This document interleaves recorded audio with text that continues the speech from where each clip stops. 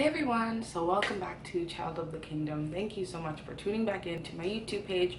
I'm very excited about today's video. So today I'm coming at you guys with a video about accountability and about feeling like some of your cultural values or your family values don't align with what you feel God is calling you to do. This video is heavy on my heart just because I feel like as an African child, a lot of the time, our family has certain pressures. My family has been really good with allowing me to just kind of be liberal in my actions, but I know a lot of other families are a little more strict in that sense, and I just want to talk about it. I feel like we should just get this discussion running. So with that being said, let's go ahead and talk about it, and yeah, let's do this. So the first thing I want to just kind of talk about is what is the issue here. Let's talk about the issue.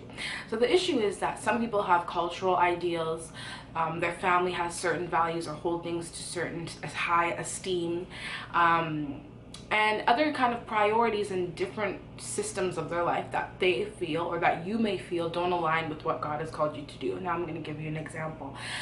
Your parents may want you to be an engineer, and you may feel that your path or your passion that God has instilled in you and that's kind of for you is motivational speaking or preaching. So engineering and preaching just don't, I don't see any kind of cohesion there, right? The thing is that as an African child, I understand that my parents have sacrificed so much for me to just be in this situation right now, to even have a camera to film for you all. My parents have sacrificed a lot for me. So in a sense, we feel like we are we owe them something. We're in debt to our parents because I can't just do what I want to do now, because now I have to think about them and I have to pay them back for what they've done for me, and that essentially is correct. But at the same time, we have to lead our own lives and we have to live our own lives. God has kind of programmed you to be different and set apart yourself from everybody else. So he's not calling you to do something because he just feels like it. He's calling you to do something because there's such purpose behind it. So when you're neglecting your purpose in Christ, your whole life, you'll find, will be in shambles. I feel that if you truly feel that God is calling you to do something different than your parents are calling you to do something, than what your parents are calling you to do, you need to have that discussion with your parents. And I know that can be very fearful, because for me, I know when I was 16, I was like, I want to be a makeup artist. That's what I want to do. That's what I'm going to do. I don't care what anybody has to say about it. I'm going to be a makeup artist.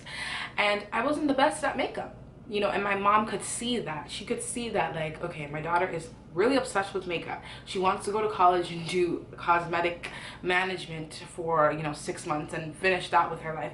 But I see that she has such purpose in education. God has revealed to me that she has such purpose in education, and she is going to reach greater lengths through education in a different institution than with makeup. Sometimes your parents kind of recognize that and realize that your calling isn't really the same that you're thinking. And sometimes you're young and you're like, oh, all these makeup artists on Instagram, they're going to LA, they're flying here and there, I can do that too. It's not all glitz and glam. And if anyone's gonna know how hard work truly feels and what hard work truly is, your parents are gonna know.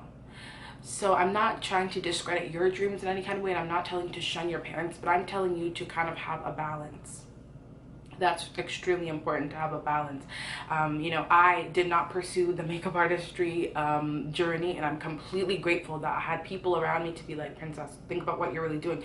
Because the thing is, I wasn't the best at makeup. I'm not the best in what I was doing then. And that's important. If you're trying to branch out and do something that you feel is going to be better for yourself, and what you feel contrasts what other people feel, you need to be the best at what you do. Whether it be painting, whether it be singing, be the best.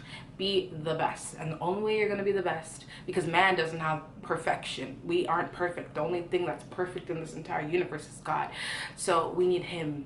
We need Christ. And when you invite Christ into your life and you say, you know what, God, I want to be a painter, I want to be a singer, I want to do spoken word, I feel that's my passion, he has to come in and perfect you.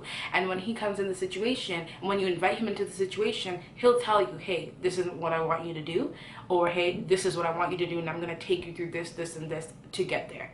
So the key here isn't trying to disobey your parents. The key is not to think that your parents are so traditional, they don't understand that school's not for everyone. That's not the key, because I know it's fall time. We have a lot of seniors in high school. thinking what they want to do with their lives. And I feel that this is very timely to just kind of talk about, we need to also invite Christ into our life. Invite God into your life and say, hey God, what do you want me to do? What is my purpose? Spend time in prayer, spend time in the word, just saying, what do you want me to do? Because I feel like this is my passion, and my parents feel like this is what I should be doing. What do you want me to do? God's going to come in and he's going to restore, and he's going to create perfection in whatever your purpose is. And that's the beautiful thing about having a relationship with him. He just kind of solves everything. He just kind of fixes it and just makes it good. He makes what we want to do good. So now in terms of cultural values and ideals, let's talk about that for a little bit. Some people come from cultures in Zimbabwe or Germany or Turkey. We come from all over. I even see the demographics of people who watch my videos, and I'm not up there with thousands of views, but I see that people from different countries, New Zealand and all over, are watching my videos. So coming from these different regions, obviously tied in with it is culture. Okay, I'm an African child. I'm from Ghana, West Africa, and we have a lot of culture. And in West Africa alone, there is polygamy. Okay, I don't personally believe in polygamy, and I will never associate myself in a marriage that requires more than one wife. But there is polygamy, and people do believe in that because of culture. It's tied into culture, right? So now you may be faced, polygamy is a very grand example, but just, sit tight for a little bit. You may feel like, okay, well, I'm from Zimbabwe, and I have to be like this, and I have to do polygamy. But then, the Bible is telling me something else, and like, what do I do? What is right, what is wrong? And it doesn't have to be polygamy. It could be anything. What I say about that is this. In Romans, it tells us that we are going to be accountable for everything that we do, everything that we say. We are going to be accountable, and we have to give an account to God. Okay? And I feel like sometimes when people are kind of confused about things and their values and where they should really be focusing, think about how you're going to explain yourself to God. Okay? Is it a reasonable enough explanation to say, God, I did it because my mom told me so? Is that really going to justify why you did what you did? Is it really going to justify? Or does it make more sense to be like, you know what, God, I did this because your word says that we need to care for one another, and in my culture it's very important to allow cousins to stay in your home, and even though they caused this and that and that, I was doing it out of love. You have to kind of be able to explain yourself and justify yourself, because you are going to be accountable for everything you do, everything you say, everything you think. It's not even just actions, what we think in our minds. We are going to be accountable. So sometimes when I'm living life and I'm kind of torn, I'm like, hey, should I do this or should I do this? I'm like, okay, if I'm to choose this or if I'm to choose this, what am I going to tell God? Am I going to say I did this because I felt like it, or am I going to say I did this because his word inspired me to do it? Am I going to say I did this because I was following the pursuit of Elijah and I seen how confident he was in his faith with God? Or am I doing this because I just was bored at the moment? What are you really doing, and how are you going to be held accountable? Because God is waiting for your justification. He's waiting for your explanation. And half the times we do things and we don't even have an explanation. Half the time I do things, like things maybe I shouldn't be doing, and I'm just like, I don't know why I did it. I was just angry in the moment. And extracting myself from the situation and looking at it, I'm like, well, that wasn't really the smartest thing to do. And now I have to explain myself to God. That's another thing I urge you all, when you're kind of torn between these things and you may not have chosen the right thing, take this time now to repent. Take this time now to ask for forgiveness, to experience the conviction, and to ask for light in the sense of which direction you should be going in. Take that time now, okay? Because we don't know how much time we have left. We don't know how much time on this earth we have. And if I'm not asking for forgiveness, if I'm not repenting and changing my ways now, and it's judgment day and I'm in front of God, like, oh, I didn't feel like praying that day, so I never apologized, I never repented to you. I didn't feel like talking to you that day, so I just did what my flesh wanted. These aren't good enough answers. And you run the risk of not getting into heaven, and I know that will never happen to all you beautiful people out there, because you all love Jesus as much as me, even more than me. But think about it. If you didn't get into heaven the first time, like, what are you going to do?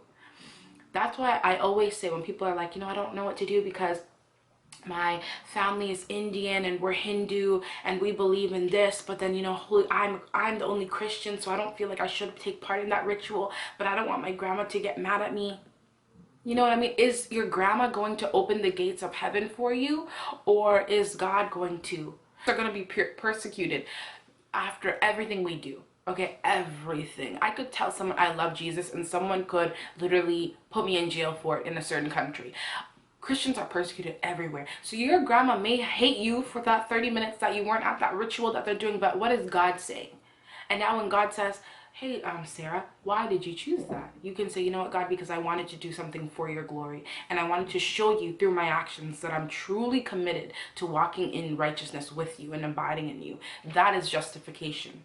That is something that God's going to be like, wow, I'm really proud of my daughter right now. But it's not going to make him proud if you're like, I just felt like it. So I hope that you guys kind of understand. Again, in Romans, it says in the word, we are going to be held accountable. So don't take your time here for granted. Don't think that, I already accepted Jesus in December, so I could just do whatever. When the rapture comes or when judgment day comes, he'll just accept me. That's not how it works. Okay, that's not how it works. You need to choose right now what you're living for. Are you on team A or team B? Are you black or are you white? And there's no gray zone. I'm not talking about race here. We're talking about spiritual life. Are you with God or are you not? It's just that simple. And you need to choose now. Because the thing is, we're not going to have all the time in the world. I could die right now. And if I was to die right now, at least I'd have the confidence, or my spirit would have the confidence that I've chosen the right things and I've justified myself. And if I haven't chosen the right things, I've taken the time I have on earth to say, you know what, God, I messed up and I'm sorry. And you need to help me, just consecrate me, prepare me to walk in righteousness. It was kind of impromptu. I didn't really plan it out, but I just felt like I've been hearing, you know, here and there, like people just so torn between doing things and their family saying this and they want to do this and their friends are saying this and they want to do this, and there's only so much advice you can give. So I just want to kind of pose this to you so it can be self-reflective. What are you doing and how are you going to answer to God for what you've done? I hope that you all enjoyed this video. I'm not sure if I'm gonna post another video this week, but there will definitely be a video once a week. That's pretty much what I'm trying to do here. But I'm in school and I'm volunteering now and I'm just doing so much stuff, so it's like but yeah, we're gonna try, you know, let's see, let God see me through with this one.